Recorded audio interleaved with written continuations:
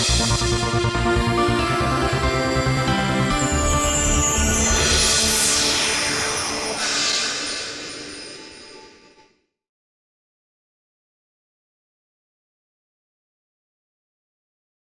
is a great pleasure for me to welcome you all to this panel debate on central bank independence, lessons from history. My name is Ida Wolden Bache, and I will be the moderator of this debate in virtual format. This event is being recorded on video and will be published on Norges Bank's website, as well as on the bank's LinkedIn and YouTube channels. 3 years ago, in May 2018, the Bank of England hosted a workshop on the lessons from Bank of England's history. The workshop took place at the home of Montague Norman, governor of the Bank of England from 1920 to 1944. Inspired by this event, we decided to organize an informal workshop to reflect on the lessons from history as they pertain to current central bank issues. We chose as a moniker for this workshop Nicolai Rygg, who was the governor of Norges Bank from 1920 to 1946. Now, both Montague Norman and Nicolai Rygg were highly influential policymakers and personalities. Their respective central banks both enjoyed a high degree of independence when they took over the helm 100 years ago. For better or worse, their legacies are tied to their decisions to return to the gold standard at the pre-war parity in the 1920s and to the subsequent abandonment of the gold standard in 1931. I am delighted to welcome to this panel 3 distinguished international academic experts on the history of central banks and central banking, and to the chief economist at the Bank of England, Andrew Haldane, who will represent the practitioners of central banking on this panel. The 3 academic experts are Stefano Ugolini, who is an associate professor at the University of Toulouse, Professor Barry Eichengreen of the University of California at Berkeley, and Professor Harold James from Princeton University. All panelists are long-term friends of us here at Norges Bank. And in conjunction with the Norges Bank's 200 years anniversary, we enjoyed a fruitful working relationships with all 4 of them on their various contributions to books and conferences. I would like to thank all of you for participating in today's event, and I very much look forward to hearing your introductory remarks. Each 15 minutes long, beginning with Stefano, followed by Barry, Harold, and then Andy. So the screen is yours for 15 minutes, Stefano. Thank you very much for inviting me. It's really a pleasure for me, and especially because, as Isa was saying, I'm a long-term friend of Norges Bank, and the presentation that I am going to have here is a presentation that is based on one book, this one that you can see here, that is a book on the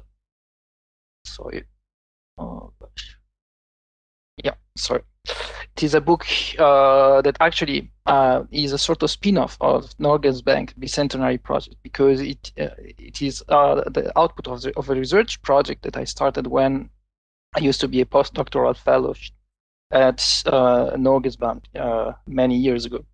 So actually the aim of this presentation is, in a sense, somewhat paradoxical, because it has to do with the idea of trying to talk about this concept of central bank independence before central banks. And as I'm going to show you, there is quite a lot to be said about this. I would like to start from this quote that is from Ferdinando Galiani's treatise on money, published in 1751. And actually, in this treatise, Galiani, who is a Neapolitan economist, he's talking about the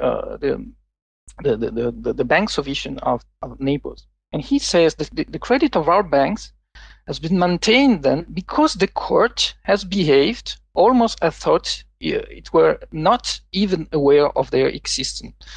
Their management is in the hands of the most honest individuals who, in properly regarding the care of the public welfare as a pious and devout work, have demonstrated a total and, I should say, almost miraculous disinterest. Money deposited in them is kept religiously, and although the resulting immobility is harmful, failure of the banks will be even more harmful.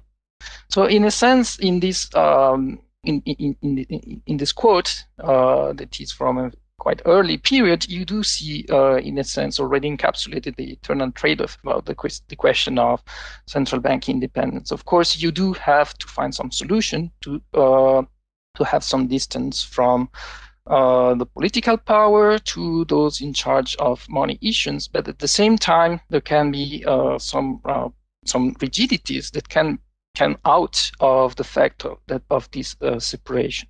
Okay. So this question of the separation of the fiscal authority from the monetary authority is really a perennial question. It is, I would like to say, this is somewhat of a sort of constitutional question.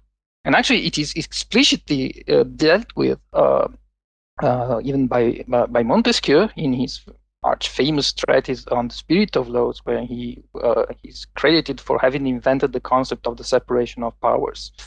And actually Galliani's quote was a direct reply to Montesquieu's view on Naples, because Montesquieu in the spirit of laws writes that actually in no way in an absolute monarchy there is a way why public trust in a money issuing organization could be found. And Galliani was saying, no, look, Naples is an absolute monarchy. Nonetheless, there are some institutional solutions that allow money to be issued in an efficient way and public trust to be maintained.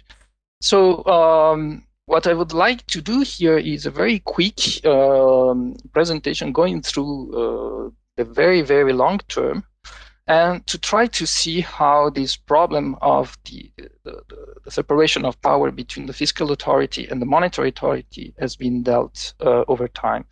And as it will emerge from this, actually, you see that there is not a universal perfect solution. Actually, there's been plenty of different solutions, and most of these solutions have been quite efficient, but in the context, in the actual historical context in which they were created. So if we want to start from the very, very beginning, we can talk about this question of money issuance, the issuance of inside money, even before coins were invented. In the very early centralized civilization of the Middle East, in Mesopotamia, in Egypt, actually we do see that there exist some central organizations that are what we most known as palaces, that are playing a lot of different functions for these societies, including economic functions. And they typically play two very important economic functions for these agrarian societies: warehousing, because this is the place where grain can be stocked, and also banking. Actually, they took care of the payment system. And typically, the way they work is that actually they would collect the deposits of grain from the landed aristocracy, and then they would credit the landed aristocracy in their current account with some deposits that they might use afterward to make different kind of payments. So in this very early civilization, we see that actually there is not at all any separation of powers between the fiscal authority and the monetary authority. The monetary authority exists, but it is a division of government. And the reason why this works, after all, is that here, these are societies where interests are perfectly aligned between those that are going to use the money, that is the landed aristocracy, and those that issue the money, that is a government controlled by the aristocracy in itself. So as there is not any risk of a divergence of interest, actually there is not a formal reason why this separation of power should take place. Actually, this is a word that is very different from the word we are used to think of as the ancient word, because actually the word that we are used to think is a word where actually money was made out of specie. But actually specie was something that was invented quite recently with respect to the most ancient societies. Actually, specie was invented in the Aegean area much later, and it was at the beginning a way to remunerate mercenary troops. So it is in a very decentralized and fragmented political framework that specie came out. And then when the Romans conquered Greece, then they spread this innovation westwards, and they put it at the core of the legal system. So that actually Western Europe for a lot of centuries, because of this Roman legacy, start to think that money is specie and there is nothing else than specie that can be money. So things are changed again. We start to see again some issue of inside money in some precise context in medieval and early modern Europe. That is the context of what we call the merchant republics. Republics like Venice, Amsterdam, Hamburg, that is city-states that were ruled by an oligarchy of businessmen. Okay. This is the context where the first public banks are created. And what is interesting here is that once more, these monetary authorities are not at all separated from the fiscal authorities. These public banks are a division of the government. This is very much well represented here by the fact that the Bank of Amsterdam has its own headquarters within the town hall of Amsterdam. Okay, so there is not any separation, not any formal independence of these banks from the government. But again, this works quite efficiently because, again, interests are aligned between money holders, those that are going to use this money, that are merchants, and those that issue that money. That's a government that is run by a business, an oligarchy of businessmen. Okay, so once more, this solution is not so harmful because they know that actually, in some cases, they may abuse of this issue of money, for example, to wage war, but only in the interests of the merchant oligarchy. So once more, this formal separation is not so much important. When this separation really becomes important is when territorial monarchies start to think about things. They see the success of public banks in merchant republics, and they start to think that actually they should also try to find some mechanism to create inside money. And here is when the question of the separation of powers become very important. Because here, those that are going to use this money and those that are issuing this money are not necessarily with aligned interests. On one hand, those that are going to use this money are the merchants, but on the other hand, those that are going to issue this money are absolutist governments. And these absolutist governments have a particular bias for waging war, and war is particularly costly. So actually, this mechanism may be prone to abuses. And so that is when the question of a formal independence of the organization that are going to issue money and the political power becomes very important. And what is interesting is that in early modern Europe, you do see a lot of different devices that are put in place in order to create an externalized and formally independent monetary authority. We can see at least 4 different kinds of solutions in early modern Europe. The first one is the solution that was found in Naples in the 16th century, the one Galliani was talking about. That is actually, you do externalize money creation to charities, okay, that are independent, and they are supposed to look for public welfare.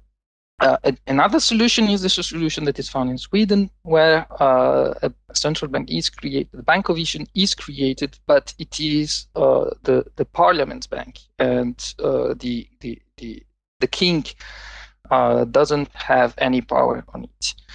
Another solution is the one found in Austria in the 18th century. They create a public bank that is run by the municipal government of Vienna. So it is the credit of the city of Vienna that is run by merchants that is supposed to guarantee public trusts in this money.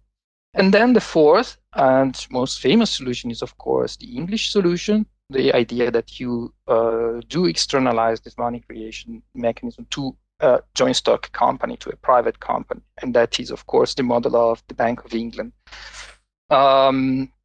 And that is going to be, that starting from the 19th century, is really going to be the prevailing model that most European countries will, in the 19th century, create the Bank of Issue on the very model of the Bank of England.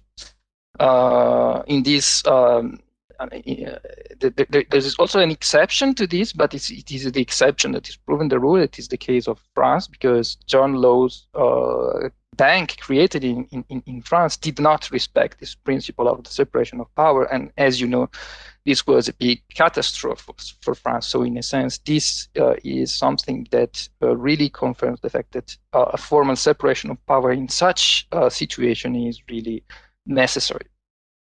So to sum up, the question of the relationship between the monetary authority and the fiscal authority is really a perennial constitutional issue that is much older than central banks themselves. So many different solutions have been designed over the centuries to tackle this question, and each of these solutions has also evolved according to the evolving political equilibrium.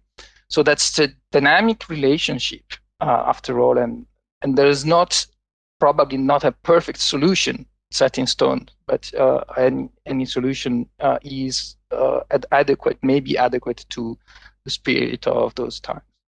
And just to conclude, well, in a sense, if we look at the sort of revolving doors that still are in nowadays between the fiscal authority and the monetary authority, maybe we can conclude that even in our day, this is quite a dynamic relationship after all.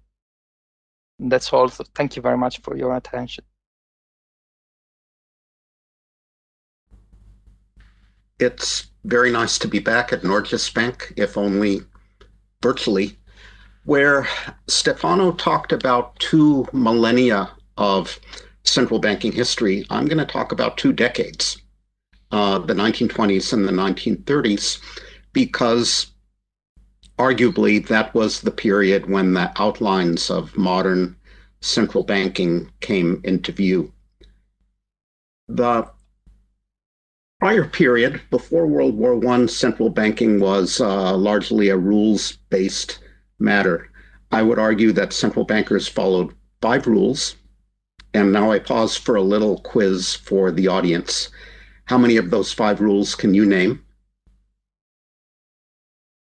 Well, I have in mind the Golden Rule, the Real Bills Doctrine or Rule, the so-called rules of the game, Bagehot's Rule, and the Resumption Rule. So let me explain. The Golden Rule was the rule of gold convertibility, that the currency would be convertible into an ounce of gold, 95% pure, at a fixed price, which effectively rendered the exchange rate the principal target of policy. That rule was compatible with a fairly straightforward monetary rule, the Real Bills Doctrine or rule, which dictated providing just as much credit as was required by the legitimate needs of business. The real bills doctrine could become uncomfortably pro-cyclical sometimes, but not debilitatingly so. Pursuit of that target and doctrine allowed central banks a limited amount of policy discretion, a limited ability to adjust their policy interest rates. It was possible to an extent to deviate from the so-called rules of the gold standard game. In extreme circumstances, the principal target of gold convertibility could be suspended so that the central bank could act as a lender of last resort, subject to Bache's rule, which was to lend freely against good collateral at a penalty interest rate. And all this was backed up by the resumption rule, namely the idea that gold convertibility would eventually be restored at the pre-crisis parity or pre-crisis domestic currency price of gold. So World War I in the 1920s shattered that rules-based order. The gold standard was suspended during the war. It was restored subsequently, but it lacked the credibility that it had enjoyed previously. The real bills doctrine survived the war, but it too was challenged by new approaches to monetary policy. Keynes's emphasis on the price level in the Tract on Monetary Reform, for example. And the real bills doctrine was also qualified by fiscal dominance. Central banks lent to governments during World War I and after, and in some cases felt pressure to adjust policy to support the debt servicing efforts of those governments. The rules of the game became harder to enforce with the extension of the electoral franchise, the rise of competing sources of pressure on central banks, which meant pressure to pursue objectives other than gold convertibility. And legal independence was still low by our modern standards. So I show you here a heroic effort by my co-author Nergis Dinser and myself to quantify the legal independence of central banks over long periods of time. So there's a lot of information in this figure, too much for a short presentation, but what you can see is that in the period before World War II, central bank independence was lower than it became subsequently. And in addition, Bache's rule became problematic when systemically important financial institutions lacked good collateral, when there was no alternative but to lend in the last resort for stabilizing the financial system. And the resumption rule was followed incompletely after World War I and not at all after gold convertibility was again abandoned in the 1930s. So now that the gold standard no longer provided an anchor for monetary policy, in the 30s, there arose the need to develop an alternative anchor, and different central banks, different countries approached this problem in different ways. There were exchange rate targets or anchors, there were interest rate targets, and there were price level targets. So an example of exchange rate targeting would be the sterling area, countries that traded heavily with the UK, that did financial business with the UK, that shadowed the pound sterling in the 1930s after the gold standard was abandoned. So Denmark is a classic case in point. Here I show you the Danish krone pound sterling exchange rate, and it looks a lot like Denmark was an exchange rate targeter. Scott Urban, in a Oxford DPhil thesis, argues that the practice was in fact widespread and it wasn't limited exclusively to the members of the sterling area. So he and others would argue that by 21st century standards, many countries in the 1930s would not be considered as floating their exchange rates or even as practicing managed floating So I show you a working paper by Dr. Urban here. Interest rate targeting, the Bank of England is a classic example. It implemented, starting in 1932, a so-called policy of cheap money, where it brought its official interest rate, its discount rate, down to 2% and kept it there for the duration of the 1930s.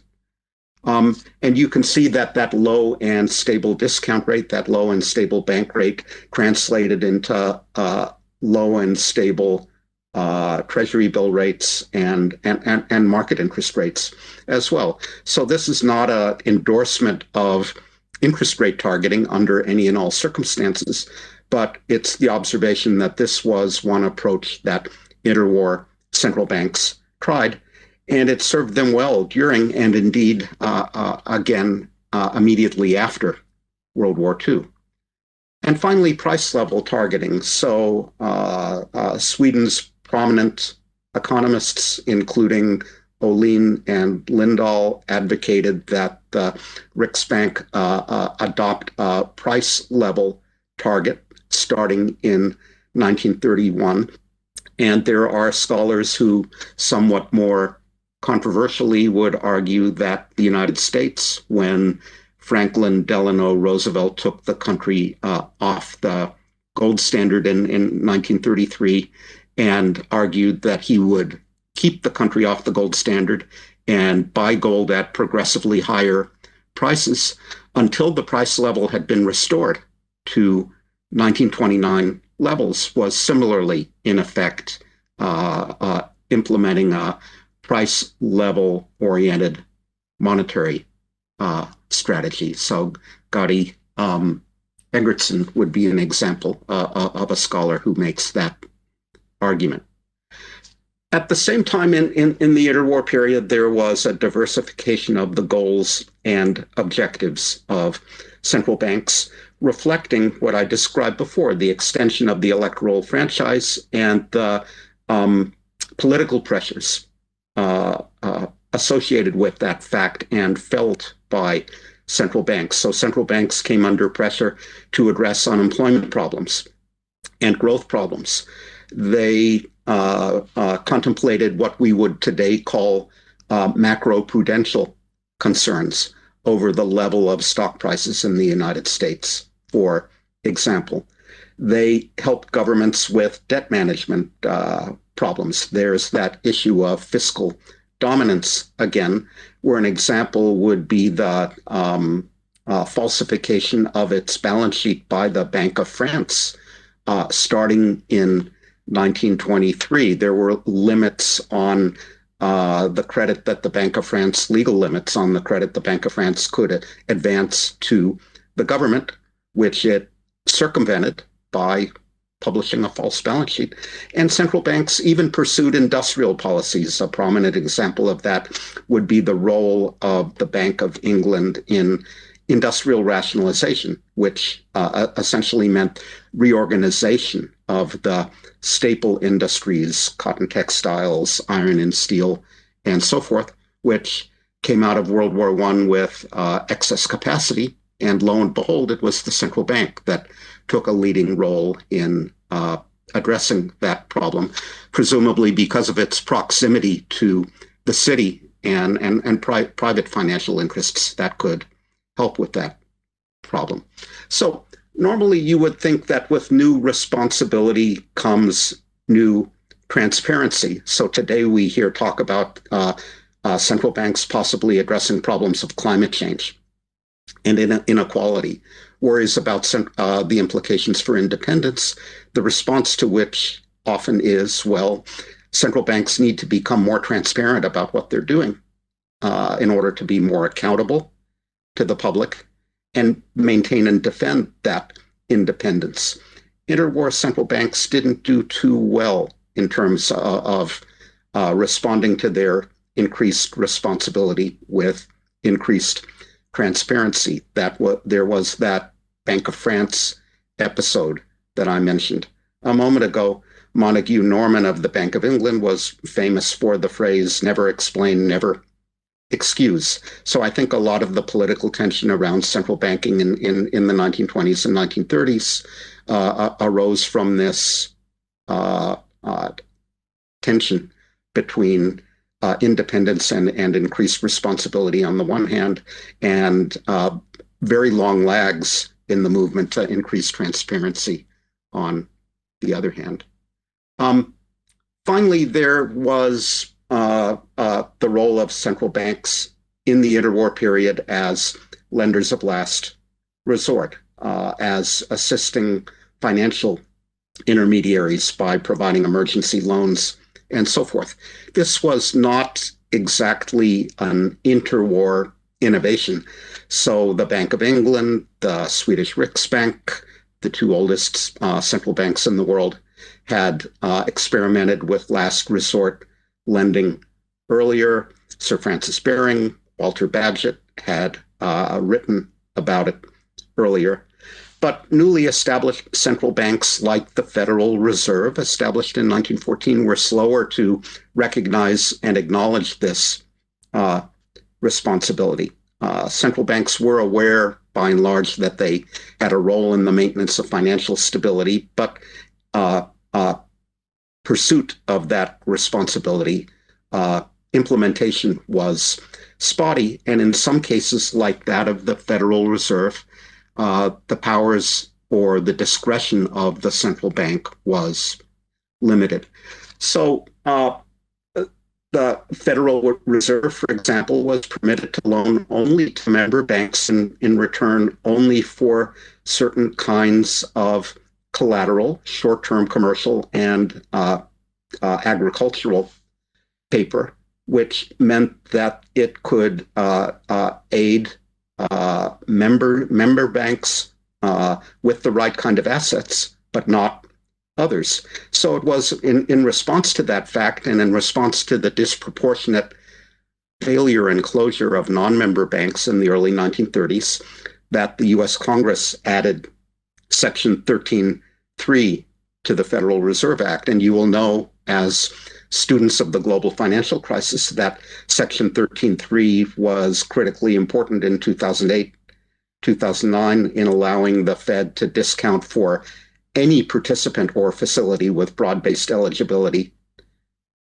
any financial asset that moves, notes, drafts, and bills. So we have that interwar experience, that interwar failure to thank for our 21st century success in the United States.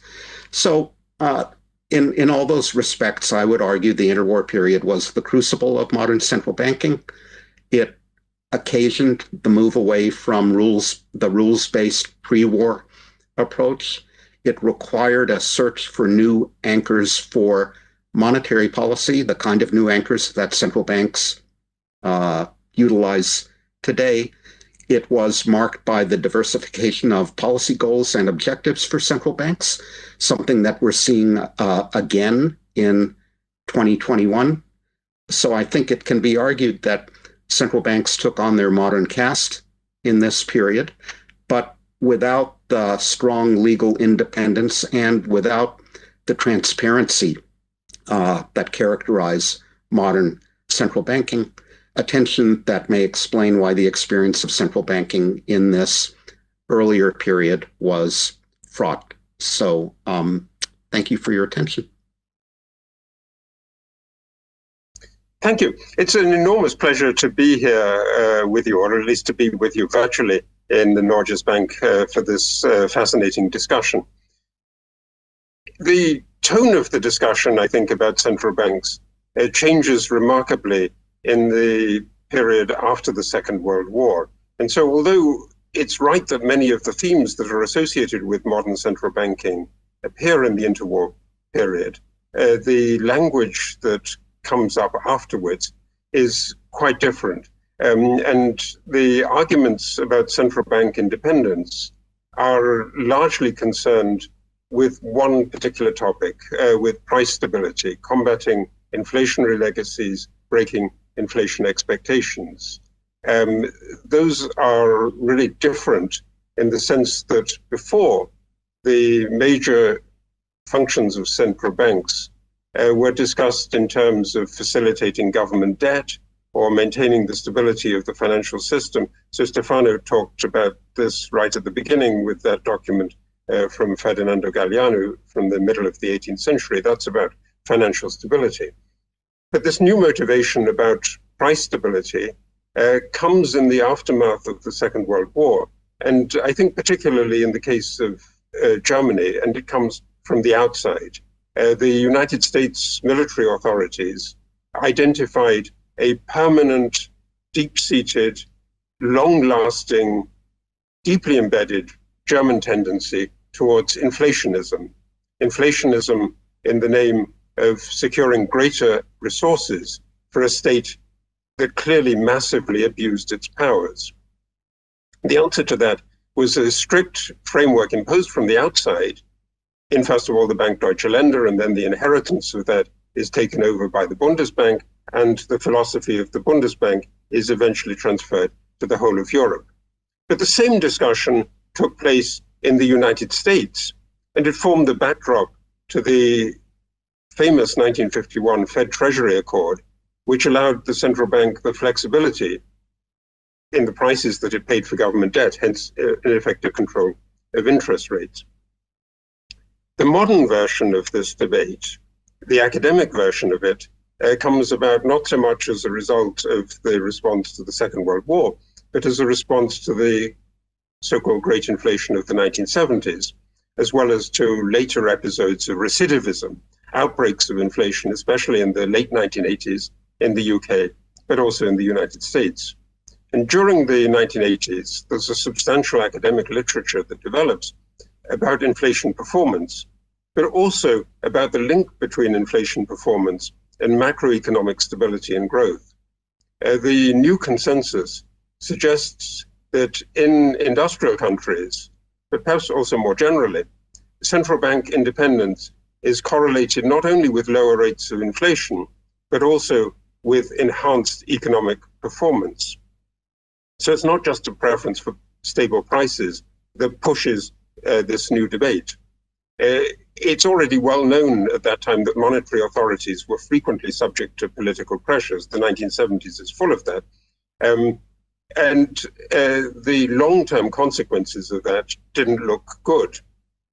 So on the basis of this insight, a literature develops on the basis of an appreciation that establishing long-term commitment mechanisms is an essential element in producing policy credibility. It emphasizes then the contractual element in the position of central banks. It focuses explicitly on the terms of contracts or the laws defining central banks. It's remarkable, for instance, that there's absolutely in the really famous central bank, it's not quite the oldest, but the bank that Andy is representing, there's no definition of what the central bank is supposed to do. There's nothing like the Federal Reserve Act of 1913 or the Bundesbank legislation. The 1694 Act just says that this is an institution that's supposed to prosecute a war against France. The 1844 legislation, which basically establishes the note issuing, doesn't do that. The 1946 legislation with the nationalization doesn't do that. And it's really only in 97, 98, at the end of the 20th century, that you have a definition. The idea of this, I think, comes from academic work. It models a conservative, so-called conservative central banker. And the authors of that literature had in mind, I think, specifically the behavior of a real-life figure, Paul Volcker. So this is a discussion then that's going on in the world, in Europe particularly. It occurs already in Europe in the late 70s in establishing the European monetary system. That looks like a good mechanism for the Bundesbank, but also the Banca d'Italia, to get some institutional independence. In Britain, in the late 1970s, after episodes of really bad inflation, the Conservative Manifesto in 1979 promises a discussion about central bank independence, but in practice, Margaret Thatcher was not interested in that subject because she wanted to be able to control interest rates. In the 90s, there are, I think, some really interesting additional twists that are given to the doctrine of central bank independence as put into practice. So in the case of the Bank of England, the chief economist, Mervyn King, saw inflation as determined by occasional shocks that needed to be accommodated, with the consequence that it was important to have a distribution of inflation outcomes rather than occasional peaks.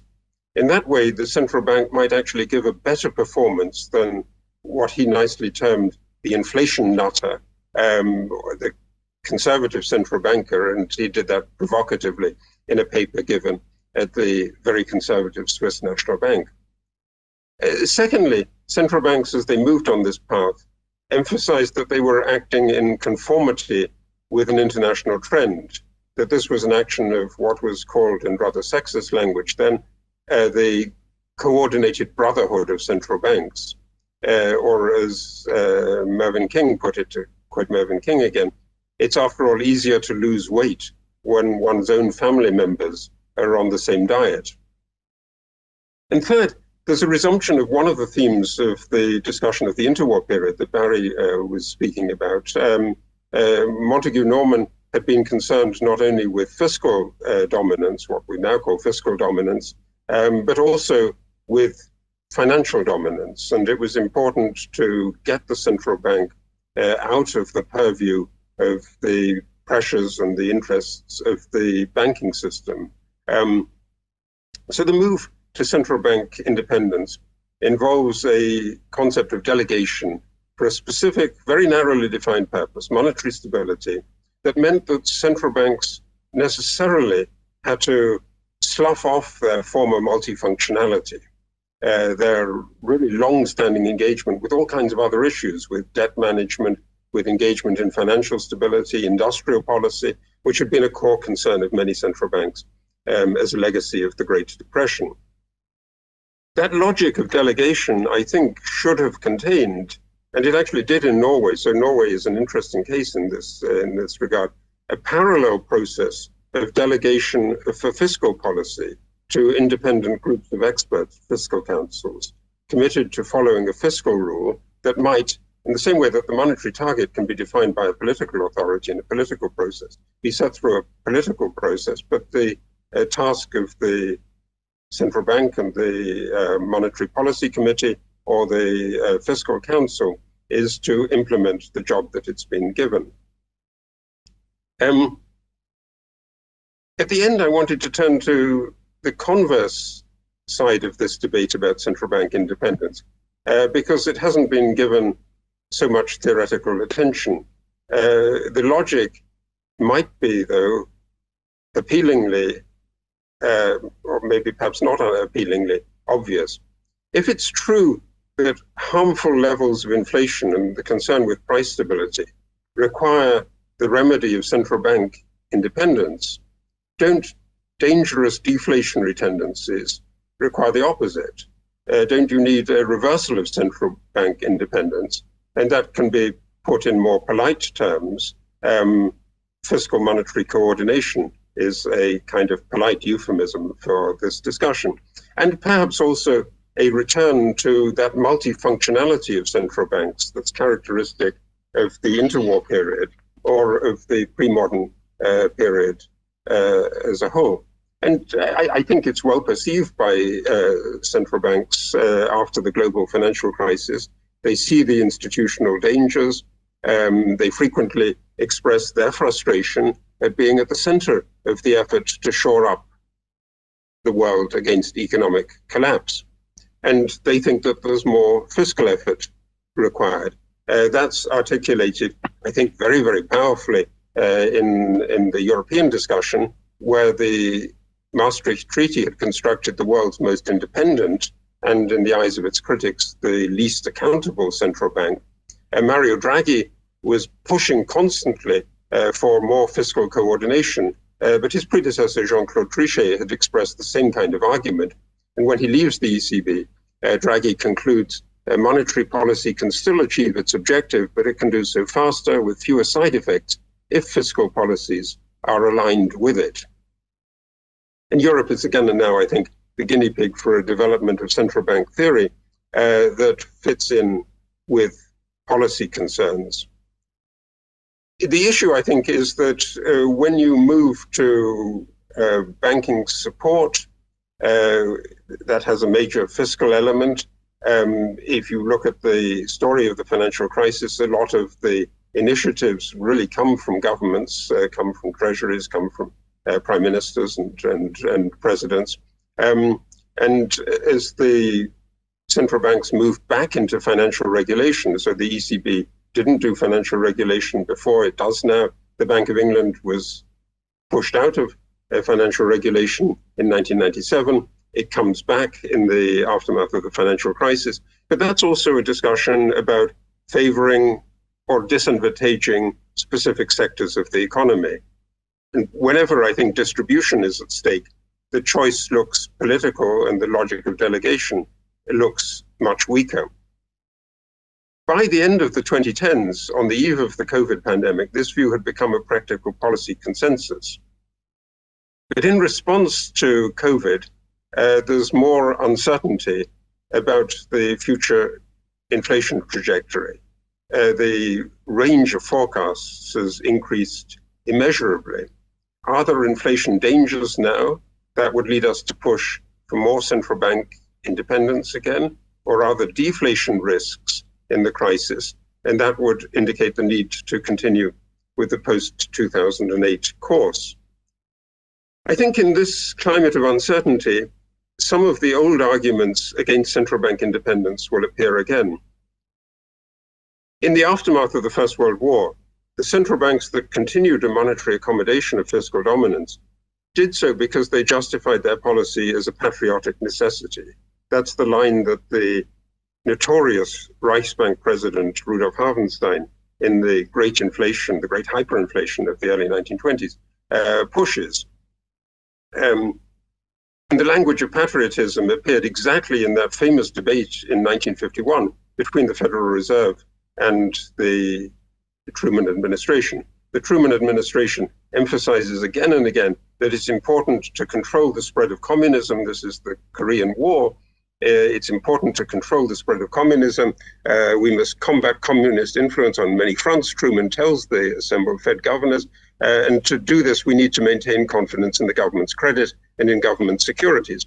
And it's striking that the voice against that, the voice of the former chairman of the Fed, Mariner Eccles, was a dissident on this. He was a dissident because he was hawkish on inflation, but he was also a dissident on the Korean War. He didn't like it, and he thought that the US was stumbling into an uncharted Asian morass without reckoning the costs. Well, what's the modern language? Is there a modern equivalent of that language about national security? I think it does appear in some places. It appears very clearly when President Erdogan deals with the Turkish central bank and dismisses the central bank governors. And he talks about Turkey's enemies who are hiding behind currency rate speculators. In Europe, in the United States, you don't see quite that language, that explicit language about national security, but you do see a language of overarching concerns, of novel concerns. They may be about the environment, about climate sustainability. They may be about the legacy of racial discrimination in the United States. These are policy tasks. But I think when they're seen as policy tasks, they need to be dealt with, not simply by a process of delegation, but more by a process of coordination. Thank you. Well, thank you, Ida, and indeed to all my friends at the Norges Bank for the invitation to speak today. It's a relationship that now stretches back remarkably over 25 years now, and you've chosen another fantastic topic, indeed a topical topic, because big questions are being asked of central bank independence. Ida mentioned at the beginning the little event that we had 3 years ago at the Bank of England. What Ida didn't mention is that back then, a whole queue of academics and policymakers stood up and announced that this might be the high watermark for central banking and for central banking independence.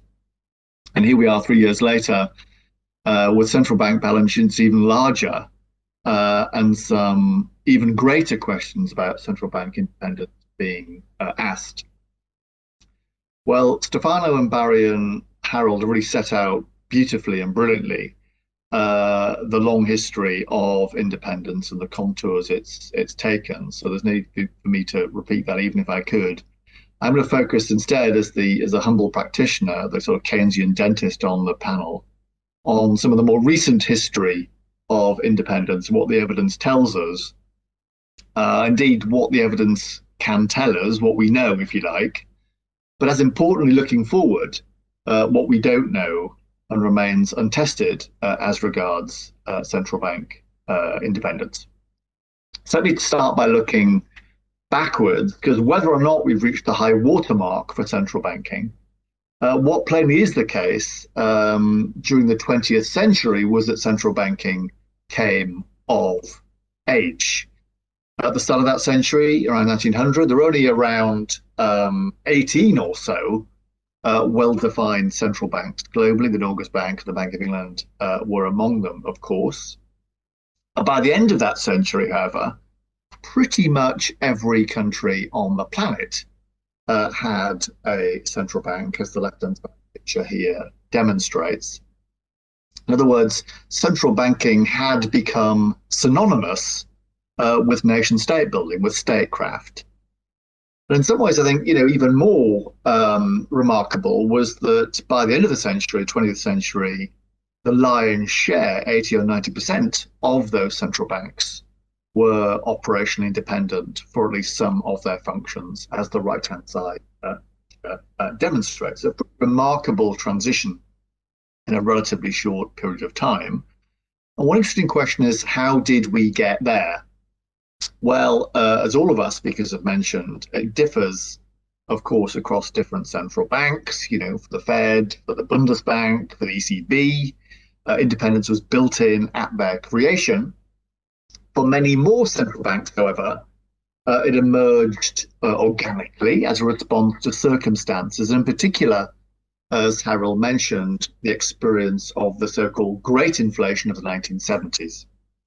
That Great Inflation was driven in part by events, in particular the demise of the Bretton Woods system that left many countries without a well-defined nominal anchor, and accompanying that, the oil shocks during the 1970s. I think as important was a prevailing belief at the time that policy could still be engineered to exploit some long-run trade-off between inflation and output. In other words, the economy could be inflated in a way that delivered permanently higher levels of output, permanently lower levels of unemployment. And therein were sown the seeds of what became as the time consistency problem, pursuing short-run objectives in a way that delivered longer-term damage to the economy. And from a monetary policy perspective, the manifestation of that was the now well-known inflation bias that Barrow and Gordon first well articulated. And that was felt in large part to have sowed the seeds of the great inflation we saw through the 70s and parts of the 80s. So faced with that inflation bias problem, what is to be done?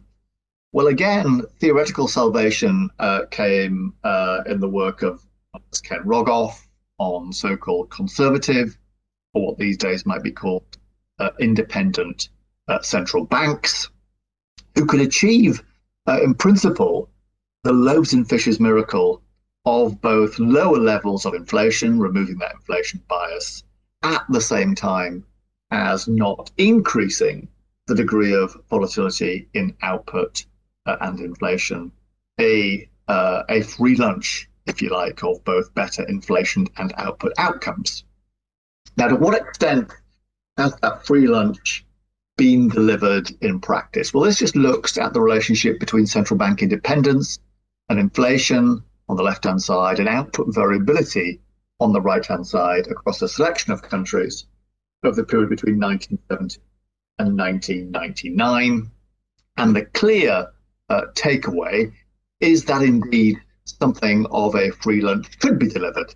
That is to say, independence both lowered average levels of inflation and came at no obvious cost in terms of higher output variability. In fact, if anything, independence appeared to lower a bit the degree of variability of output in the economy. And on evidence like this was built for many countries the case for central bank independence, and that is certainly true in the UK, which was relatively late to this party when independence came along in 1997. Now, interestingly, if you update charts like this to the 21st century, a somewhat different picture emerges, and this is that picture. Those correlations, both with inflation and output variability, change shape pretty fundamentally. That link between independence and inflation appears to disappear as we enter the 21st century.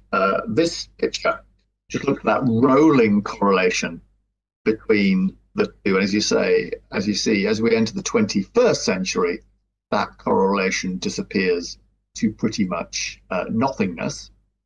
That has led some, so far at least a relatively minority sum, to question whether independence has indeed been the cause of lower levels of inflation across the globe, or whether other factors might have been at work. I think my interpretation would be somewhat different, which is that reduced form correlations only take us so far when understanding the true drivers of macro outcomes. There's such a thing as the unobservability of optimal policy in reduced form correlations. And my interpretation of this evidence is that over time, we've just seen low levels of inflation and high levels of independence emerge as a new international norm. And as that's happened, the correlation has disappeared. Otherwise, it'd be a very dangerous moment to be sacrificing independence now, as I will say something about in a second. However, the case for independence does not rest on price stability alone, especially of late. The case can be as well made on financial stability grounds. It's really kind of back to the future in central banking terms, because issues of time consistency, issues of a bias towards crises apply every bit as much on the financial stability front as they do on the price stability front. That is to say, a tendency to let credit booms linger for too long and ultimately to be punctuated with costly crises. In fact, you can make a case, and I have made the case previously, that the time consistency problem is even more acute on the financial stability side than it is on the price stability side. And that's because credit cycles tend to last longer than business cycles. That's why this time is different. Lying can often come easily into being. And the cost of the resulting crisis can also be somewhat greater than for your typical business cycle. And perhaps that explains why we have seen, particularly in the light of the global financial crisis, a shift towards independence of regulatory and supervisory decision-making within central banks as well. As this picture demonstrates, the line here, non-dotted line, shows the path of independence of regulatory and supervisory decision-making among central banks over time. You'll see the big pickup in the light of the global financial crisis. In theory, at least, the shift towards independence for financial stability decision-making ought also to deliver something of that free lunch, which is to say both a reduced risk of crisis without necessarily causing any extra inefficiencies in the banking system. And although the evidence is somewhat thinner, the evidence that we have does tentatively point in that direction. That is to say, moving to a more independent regime for the setting of regulatory and supervisory policies does appear to reduce risk within the financial system, proxied here in the top panel by non-performing loans or the variability of returns on banking assets, and doesn't appear to come at any obvious cost when it comes to the efficiency of banking, as proxied here by banking margins or cost to income ratios. Now, this evidence, I think, is no more than tentative, but nonetheless points to that free lunch of independence arising both in respect of central banks' price stability role and in respect of their financial stability role. Let me move briefly then from the past, the evidence drawn from the recent past, to where central banking sits as of today, and indeed where it might sit in the future. What we have seen globally over the period since the global financial crisis is a sharp ratchet up in the scale of central banks' balance sheets relative to GDP, as illustrated here. A ratchet caused first by the global financial crisis, and a ratchet given further impetus by the COVID crisis of the past 12 months that's caused many central banks to further expand their balance sheets, and as a result, begged some big questions about whether central banking independence is being or could be being compromised. Well, I think one thing to say about that is the mere expansion of central bank balance sheets at the same time as the expansion of government balance sheets should not be seen by itself as evidence of a compromising of independence, much less of monetary financing of those debts and deficits. And that's because reduced form correlations by themselves, to echo my earlier point, do not tell us anything per se about causation. We have seen a simultaneous expansion of central bank and government balance sheets because they've both faced a common shock, COVID shock, that has necessitated both fiscal and monetary expansion. However, as we peer into the middle distance, as we look ahead, it is true to say that higher levels of government debt and larger central bank balance sheets do pose future challenges for central banks, and indeed future challenges for central bank independence. Were it to be the case, as Harold mentioned, that inflation were to pick up more than is expected, that would pose something of a greater challenge to central banks about whether to respond with higher interest rates when that would come at the cost of a much greater cost of servicing the government's debts. That will pose new challenges to central banks, the like of which they haven't seen, at least over the relatively recent history since the 1970s onwards. To end optimistically, my view would be, with the extra legal safeguards in place, the extra transparency safeguards in place, the extra institutional safeguards in place, that those will be sufficient to the task. And if necessary, central banks would raise interest rates if that was required to get inflation under control, were it to pick up more than expected. But ultimately, only time will tell about whether central banks do behave in that way and whether independence is indeed safeguarded in this more difficult environment for central banks than has been the case, I would argue, for at least 50 years and arguably for much longer than that. I think with that, Ida, I will now stop. Thank you for listening. So thank you all for these highly interesting remarks. And let us now move into the conversation phase of this debate. So we currently find ourselves in the midst of a deep economic crisis caused by the COVID-19 pandemic. Interest rates are entrenched at historically low levels, and established good rules of conduct pertaining to economic policies are being challenged. So your opening remarks put central banks and central bank independence into a historical perspective. So let me ask the four of you, and you already touched upon this, Harold. In light of this long historical perspective, do you see any new lessons that we should learn from the present crisis? And again, starting with Stefano, the floor, or rather the camera, is yours. Thank you, Ida. I mean, this is a very complicated question. I would say that actually the current period is, of course, very interesting. It's in sense it's very difficult to say where we are heading to and what are the lessons we may draw from this.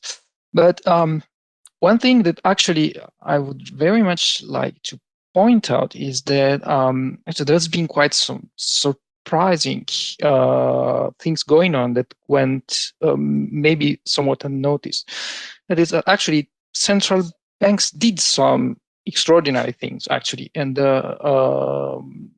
one important thing is that actually in March 2020 there might have been a major international crisis that was not, and if that crisis was not, it was because central banks were very much proactive indeed, and something really extraordinary took place. And from a long-term perspective, I think what happened at the Fed is really going to deserve much historical inquiry in the future, because I mean this is a very good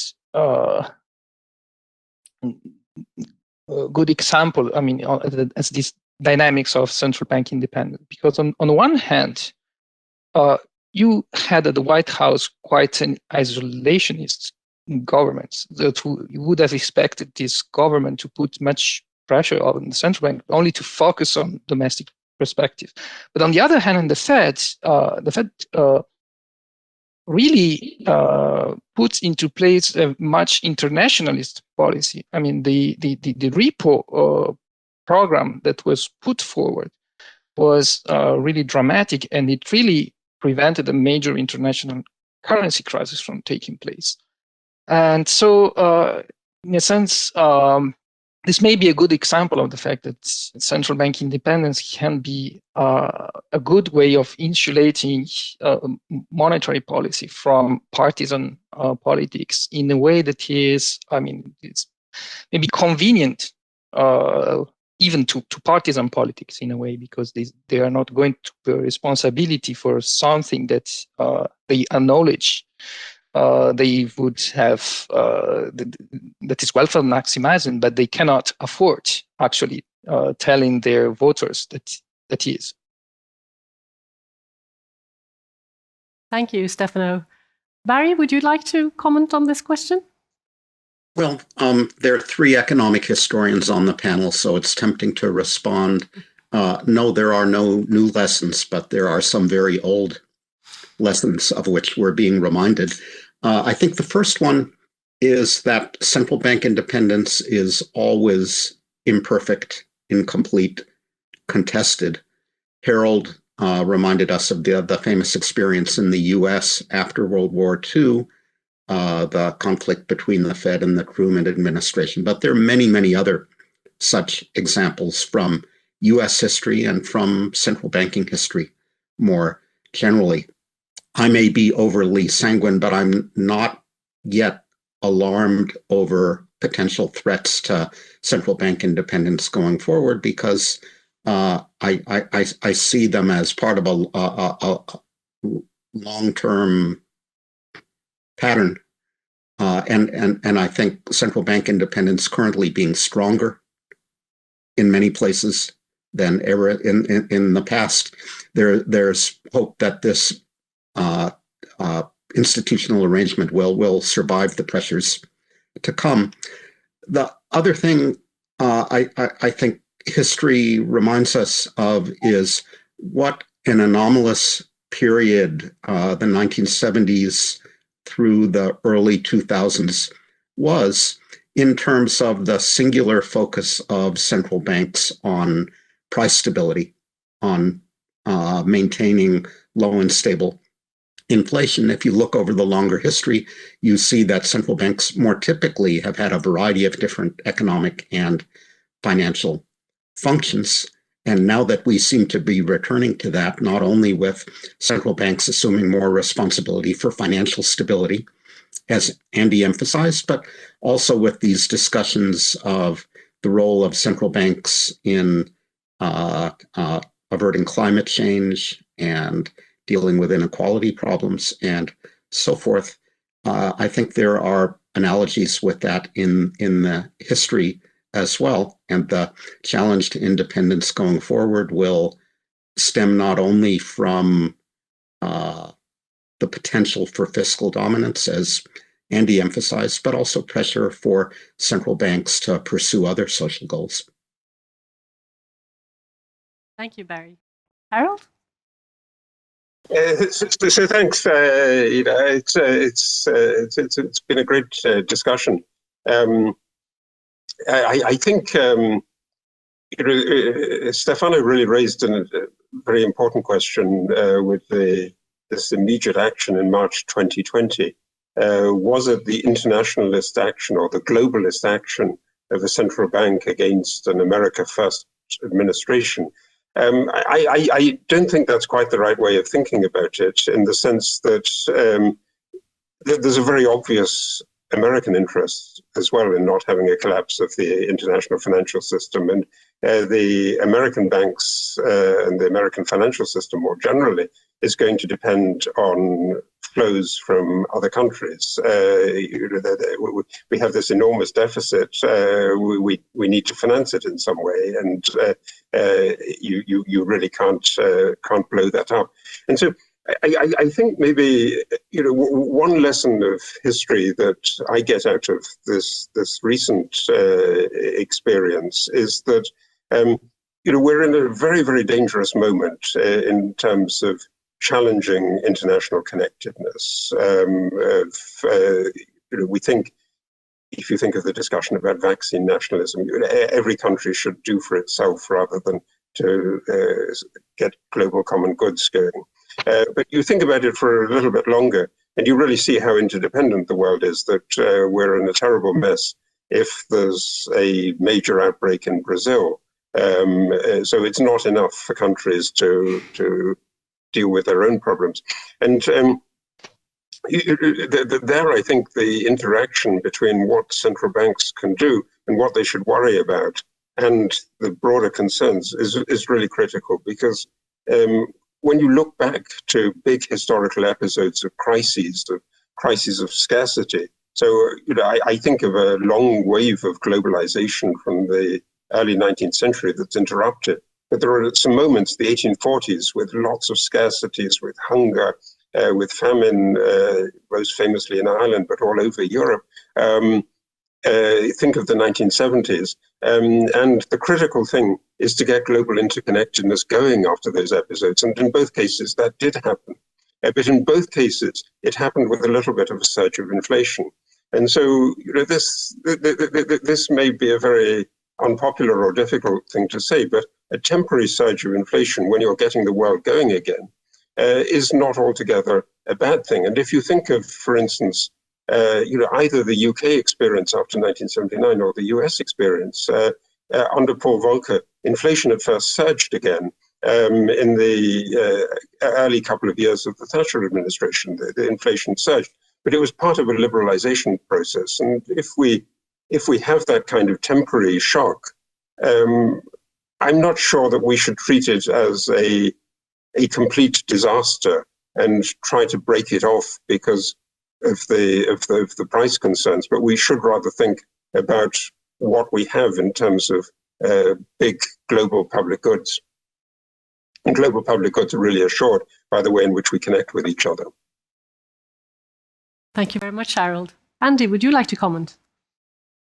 Happy to, Ida. Yeah, so I think the one thing we can say with a degree of confidence is that the past 12 months will definitely warrant its own chapter in whatever book of monetary history, monetary and financial history ends up being written, because a truly extraordinary degree of macro policy stimulus has been provided in a pretty extraordinary small period of time.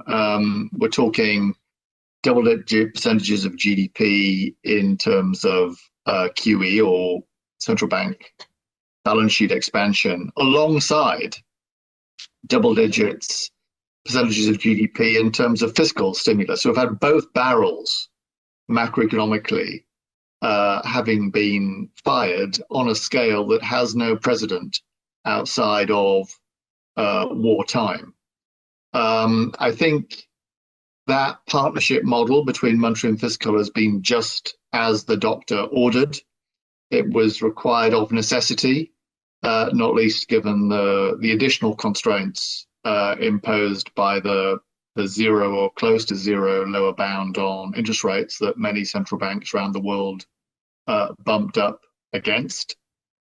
So I think most central banks around the world would be a big supporter of fiscal and monetary policies having acted independently, but in this twin-barreled partnership role. I think without that, the macro environment would have been a much worse one, and the degree of scarring of the real economy would have been that much greater. Nonetheless, the truth is, to some significant degree, this has been an exercise in policy experimentation, born of necessity. We do not yet know whether the historians will be writing the final paragraph of this chapter as having been a great policy experimental success, or something less than a success. Is this the thing that underscored the importance and centrality of central bank independence, or was this the event that turned the tide decisively against central bank independence? Those, for me, remain still open questions. I know how I want the final paragraph of this chapter to end, but success as things stand is by no means assured, and that's why these tests of the mettle of central banks and central bank independence, for me, those tests really lie ahead. I think so far the right things have been done. You'd expect me to say that, but I don't doubt that the future challenges to independence will be no less than they have been over the past 12 months. Thank you very much, Andy. Following up on that, in a speech in 2014, you, Andy, used the term halfway up the stairs to describe the situation central banks found themselves in. In the aftermath of the financial crisis, central bank mandates had broadened, and their tasks increasingly brought them into territories normally handled by political authorities. An incursion that might be difficult to square with central bank independence. And you asked the question then whether central banks should continue to climb up the stairs or whether they should take a few steps down. You mentioned, Barry, climate change, inequality. I'd be curious to know, Andy, whether back in 2014, you seemed to have a quite open-minded view on this, whether your views have changed or where you see central banks going. Thanks, Ida. Well, if we were half up the stairs now, we're probably about 3/4 way up the stairs a few years on, for all the reasons you've mentioned, with central banks increasingly, including the Bank of England, taking on a somewhat an even wider mandate than was the case back then. You mentioned inequality, you mentioned climate change, you could add a few others to that list, actually. What do I think about that? Is a welcome broadening of mandates of central banks? Well, I think in many respects it is. I mean, I suppose I'm from a school of central banking that's always had a rather more expansive conception of what public institutions and central banks were put on earth to do. I think it's absolutely right and proper that especially independent central banks need to be aware of those longer range structural forces shaping the economy and shaping the financial system. And climate change and inequality are two of the more important of those meta forces shaping our economy and shaping our financial system. So do we as central banks need to be aware of them? Do we need to understand them? Do we need to research them? Do we need to better appreciate how our actions might affect those things? My answer to all those questions is yes. The only small rider I would put on all of that is that the tools of central banks, which are monetary and which are financial and which are by and large in the long run neutral, have a relatively circumscribed capacity to reshape those things, be it climate or inequality. That doesn't mean no role. Plainly, central banks can play some role in helping achieve net zero. They can play some role in mitigating and understanding the effects of inequality, but I wouldn't want to exaggerate that role too much. And there are perils in exaggerating, I think, the roles that central banks can play in mitigating those very important considerations. Though overall, I welcome the widening of mandates, but it's a qualified welcoming that we can't see central banks as the answer to all our prayers, much less becoming the only game in town. Thank you very much. If I could add, Harry. I think one could make an argument that for central banks not to address issues like climate change and inequality could create a threat to their independence in and of itself. Certainly, if central banks were seen as actively working against such objectives, their independence would be jeopardized. I think they have to worry about communicating to the public what they're doing. There's transparency once again, and they're judged in terms of their output legitimacy, whether they're seen as contributing significantly to the achievement of those goals.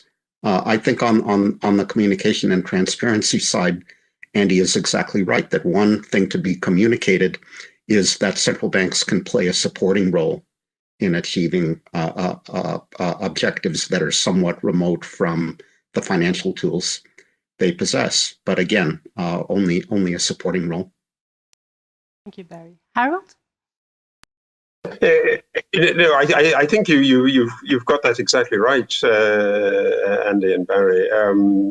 That it's absolutely essential that central banks fit in with overall policy goals that are debated in overall political processes, and that if they want to steer against that, they're going to get into a great deal of trouble, and they're going to get abolished actually quite quickly. The case is overpowering, but the difficulty really arises, and it's worth thinking about the difficulty a little bit, in that it's one of those classic areas where it's difficult to weigh the long-term objectives against the short-term objectives, and the short-term objectives in the wake of the COVID crisis and the shutdown may involve, for instance, the rescuing or the support by fiscal means, but also by the extension of credit, or also by bond purchasing. So the ECB discussion about the fallen angels purchases, and the fallen angels turn out to be Lufthansa and IAG and ThyssenKrupp, and companies that do a lot of carbon emission. So how do you actually get that balance between the short-term story and the long-term story? And that's where I think probably it's important to stress the institutional elements of this and the principle of delegation in terms of securing a longer-term vision, because in the short term, as I said, with the same kind of view of inflation, you may have to jeopardize that for a short term, but then it's important to get the longer-term institutional framework really secure and really subject to a broad political and a broad social consensus. Thank you. Stefano, would you like to comment? Yeah, just on this point, actually, I do think that I totally agree with what has been said. I think that one of the reasons why I do not feel central bank independence such under pressure in this moment is that there is not an impression that central bankers are not acting actually, which is the great difference, for example, with the Great Depression, when they lost their formal independence because they were accused of not acting proactively.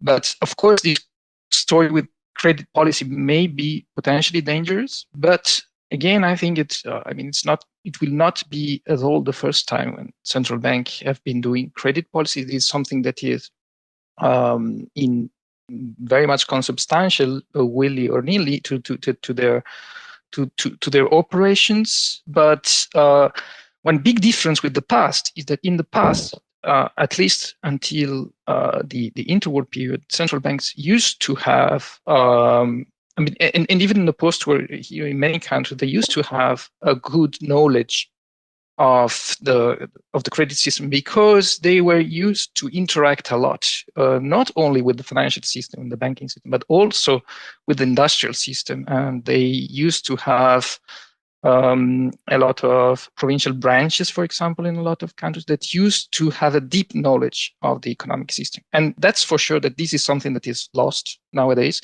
So the big challenge for central banks will be to get back and to find a way to get a first-hand knowledge of the economy in order to be able to do credit policy in a good way. Thank you very much, Stefano. I think time is up for this conversation. I will not attempt to summarize, but let me simply express my thanks for your excellent contributions, which have given us all plenty of food for thought. Montague Norman and Nicolai Rygg presided over defining moments in their respective central banks' history when they pursued parity policies in the 1920s.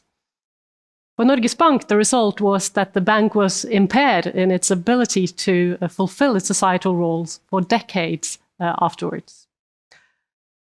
Central bank governors today may feel that they have presided over several defining moments in a short time span, and the COVID-19 pandemic being the most recent example. And these developments have taken many central banks and their balance sheets into uncharted territories, in some cases challenging public trust in central banks. So as Andy said, only time will tell whether these unorthodox measures that many central banks have deployed to address these crises will have truly safeguarded the monetary system and central bank independence. Thank you very much.